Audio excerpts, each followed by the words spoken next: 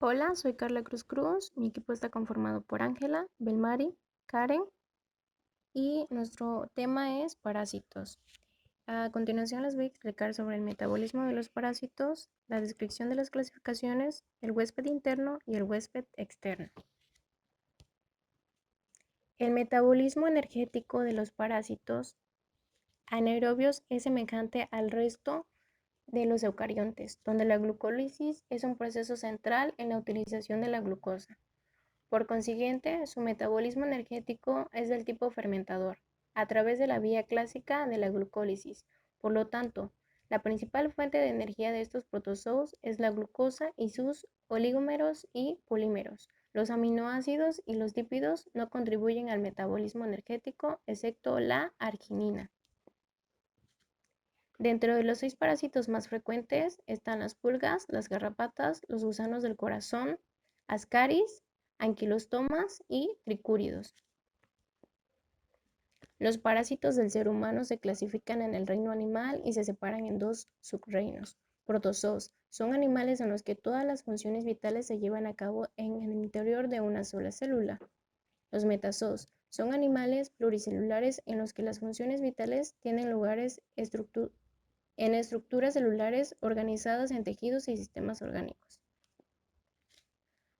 Los hemitos son microorganismos pluricelulares complejos que tienen forma alargada y simetría bilateral. Su tamaño es mucho mayor que el de los parásitos protozoarios y habitualmente son microscópicos.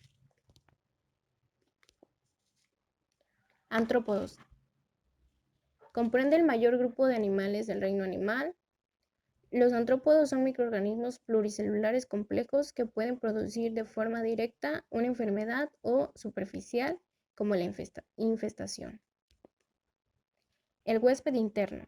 Aquel organismo que alberga a otro en su interior o que porta sobre sí, ya sea una simbiosis de parasitismo, comensalismo o mutualismo. Un parásito es un organismo que vive sobre un organismo huésped en su interior y se alimenta a expensas del huésped.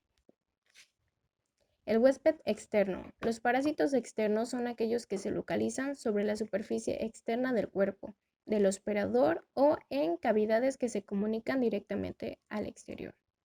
Y esto sería todo de la explicación de los parásitos. Soy Karen, les vengo a presentar la estructura del parásito, morfología del parásito y la reproducción del parásito. Protozoarios. Está rodeado por una membrana que comunica con el citoplasma a través de minutos poros. Posee un ADN organizado en forma de cromosomas. Puede variar su tamaño según su ciclo celular y las condiciones. Los sistemas de membrana son menos complejos, siendo móviles en una etapa de su desarrollo, conocido como forma vegetal, en la que se alimenta, se reproduce y ejerce su acción patógena. Algunos se transforman en quistes, creando una resistencia a la temperatura, pH, humedad y concentración de oxígeno. Los ectoparásitos se dividen en 2 grupos principales: arácnidos y insectos. Esta se clasifica por características y estructuras.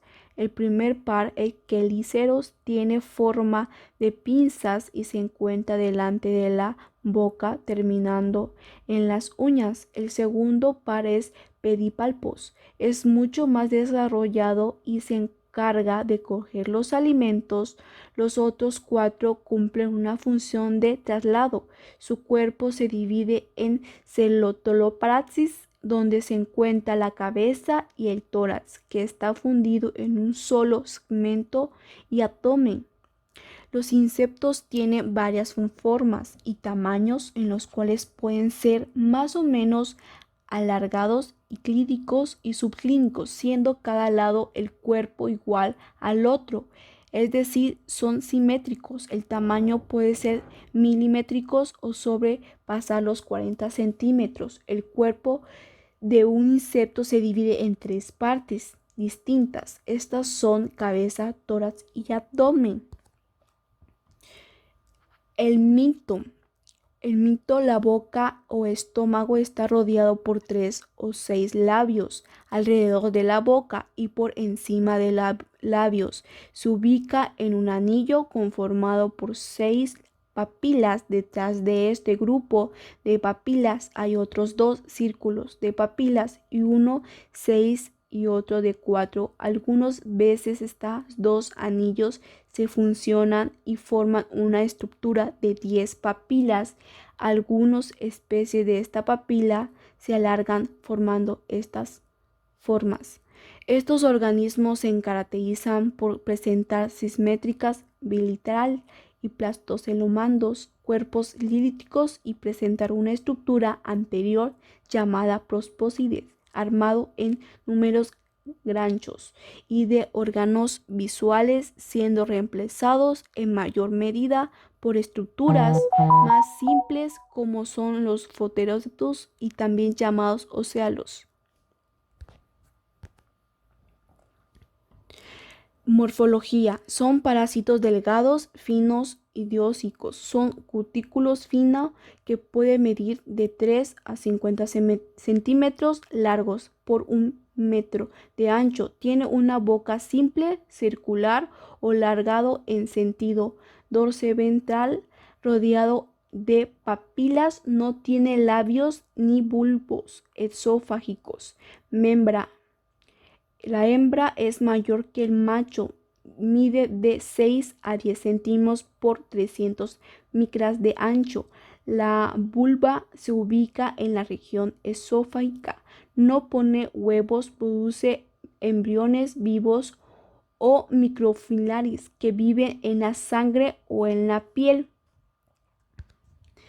La reproducción. El propósito huésped proporciona los parásitos alimentarios, alojamientos y un hábito favorable para la reproducción como estímulos para la eclosis de sus huevos y el crecimiento de estos